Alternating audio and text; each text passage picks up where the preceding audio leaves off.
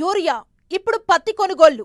Local పోరుకు ముందు తెలంగాణలో సరికొత్త రాజకీయం. అసలే నువ్వా నేనా అన్నట్లు నడుస్తున్న పొలిటికల్ ఫైట్ లో అప్పర్ హ్యాండ్ కోసం అటు కాంగ్రెస్ ఇటు బీఆర్ఎస్ ఎత్తుకు పై ఎత్తులు వేస్తున్నాయి.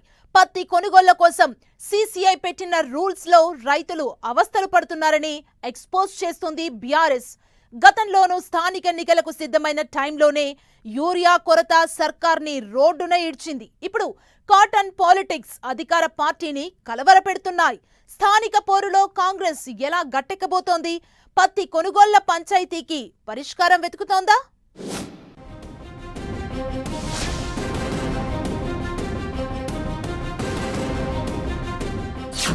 లోకల్ పోరు వేళ రేవంత్ సర్కార్కు కొత్త టెన్షన్. పత్తి రైతుల అవస్థలను హైలైట్ చేస్తున్న బీఆర్ఎస్. గతంలో యూరియా రచ్చతోనే స్థానిక పోరు ఆలస్యం. ఇప్పుడు కాంగ్రెస్కు సవాల్గా మారిన పత్తి కొనుగోళ్లు.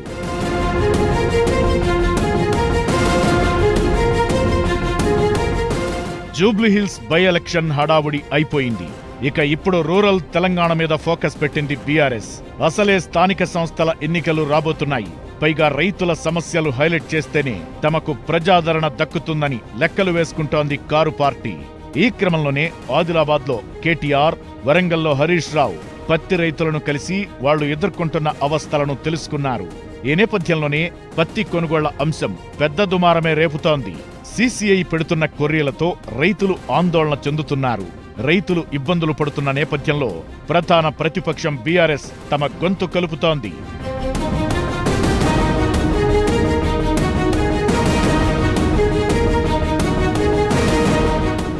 సరిగ్గా స్థానిక ఎన్నికలకు ముందు పత్తి కొనుగోళ్ల అంశం తెర మీదకు రావడంతో అధికార కాంగ్రెస్ ఆందోళన చెందుతోందట. గతంలోనూ కాంగ్రెస్ సర్కార్ లోకల్ బాడీ ఎన్నికలకు రెడీ అయిన టైంలోనే యూరియా కష్టాలు అధికార పార్టీని కలవరపెట్టాయి.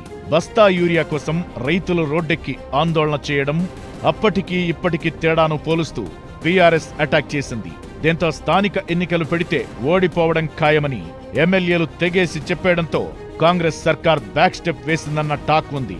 ఇప్పుడు మళ్లీ స్థానిక ఎన్నికల నోటిఫికేషన్ రాబోతున్న వేళ పత్తి కొనుగోళ్ల ఇష్యూ చర్చకు దారితీస్తోంది. ఇది కూడా రైతులకు ముడిపడిన అంశం. పైగా గ్రామీణ తెలంగాణలో ప్రభావం చూపిస్తోంది కూడా. అందుకే పత్తి కొనుగోళ్ల అంశాన్ని బీఆర్ఎస్ హైలైట్ చేస్తోందన్న చర్చ మొదలైంది. ఇదే అధికార పార్టీని కలవరపెడుతోందట. అయితే అప్పుడు యూరియా అయినా ఇప్పుడు పత్తి కొనుగోళ్లైనా రెండూ కేంద్ర పరిధిలోనివే.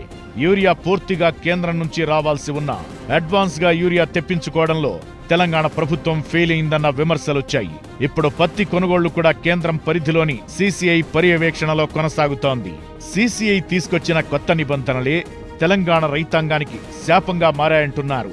అయితే నిబంధనలు పెట్టింది సీసీఐ అయినప్పటికీ రాష్ట్ర వ్యవసాయ శాఖ ముందుగానే మేల్కొని ఉంటే ఈ ఇబ్బందులు వచ్చేవి కావంటోంది బీఆర్ఎస్. తమ హయాంలో రైతులకు చిన్న ఇబ్బంది రాకుండా జాగ్రత్తలు తీసుకున్నామని చెబుతోంది. తేమ శాతం, ఫింగర్ ప్రింట్ విధానం అంటూ రైతులను ఇబ్బంది పెడుతున్నారని దుమ్మెత్తిపోస్తోంది అపోజిషన్. తేమ శాతం, సీసీఐ నిబంధనలను సడలించే వరకు పోరాడుతామంటోంది బీఆర్ఎస్. అయితే అన్ని పార్టీల కంటే కారు పార్టీ పత్తి రైతుల అంశాలను హైలైట్ చేస్తోంది. అది కూడా లోకల్ బాడీ ఎన్నికలకు ముందు. రాబోయే రోజుల్లో ఎక్కడికక్కడ ధర్నాలు, రాస్తారోకోలకు బీఆర్ఎస్ ప్లాన్ చేస్తున్నట్లు తెలుస్తోంది. ఇదే అధికార కాంగ్రెస్ కు గుబులు పుట్టిస్తోంది. అటో ఇటో జూబ్లీహిల్స్ లో అయితే మంచి మెజారిటీతో గెలిచాం, కానీ స్థానిక ఎన్నికల్లో సత్తా చాటకపోతే రాబోయే అసెంబ్లీ ఎన్నికల్లో పొట్టి మునుగుతుందని టెన్షన్ పడుతోందట అధికార పార్టీ.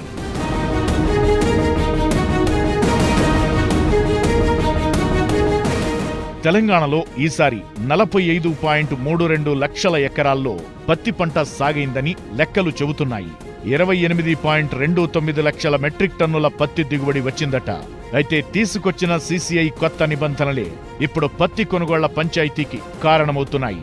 పత్తి కొనుగోలు చేసే జిన్నింగ్ మిల్లులకు గ్రేడింగ్ విధానాన్ని ప్రవేశపెట్టింది సీసీఐ. L1, L2, L3 విధానాన్ని తీసుకురావడంతో కొత్త తలనొప్పులు వచ్చాయి. తెలంగాణలో ఎకరాకు 10 నుంచి 14 క్వింటాళ్ల వరకు పత్తి దిగుబడి వస్తుంది.